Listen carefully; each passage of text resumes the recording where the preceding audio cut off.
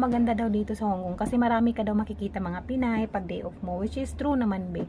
Marami ka talagang makikita at mahahalubilo mga Pinay, makakausap mo, yun ano mo, pero hindi rin natin masasabi na okay rin yung lagi tayo na nakikipagkita ng mga kapwa natin Pinay kung kani-kanino. Siyempre kailangan natin na piliin din yung mga sinasamahan natin. Although everyday of guys, marami tayong mga panibagong nakikita, nakikilala, nakakausap, nakakasama. Kung ako naman guys, kapag lumalabas ako, kung sino yung mga nakakasama ko or nakakausap ko that time, mga bigla-biglaan na nakikilala, nakikipag-usap lang din ako ng parang normal lang, ganun. Tapos, syempre, pag may mga ideas sila na mga sinishare sa akin, nakikinig lang din ako. Kasi bilang baguhan, kailangan natin makinig sa mga mas may experience na sa atin dito sa Hong Kong lalo.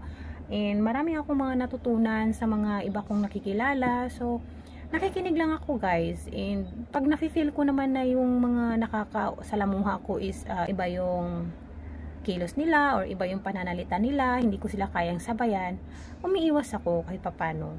And ganun, may mga sense naman tayo guys kung sino yung mga pwede natin samahan at hindi. Marami nga nag-i-invite sa akin sa church, ganyan. Pero siguro parang kahit na anong activity or any group, sa ngayon wala akong balak na sasasali. Parang mas ako ngayon na mag-isa ako kung magdi-day off ako at gagala. Parang gusto ko na kung saan ako pupunta, parang wala akong i-after na ibang tao. Tapos pag kung sino yung mga nakakausap ko for may mga nakikilala tayo pag nagpapahinga, may mga katabi, ganyan. Kasi maraming Pinay talaga dito. Totoo yun, maraming Pinay.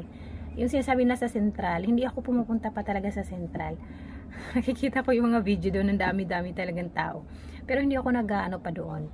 Kasi, yun lang, siguro hindi lang ako sanay na maglalakwat siya. So, sa ngayon, dito na lang muna ako sa park, ganyan. Tapos, papahinga ako. Marami din namang maggalaan dito, mga mall. Pwede ka mag-jogging, gusto mo. Pwede kayo mag-picnic, ganun. Pwede kang, ang dami-dami pwede maggalaan dito sa lugar na napuntahan ko. May mga mall, ganyan. Palengke, ganun. So, yun lang guys.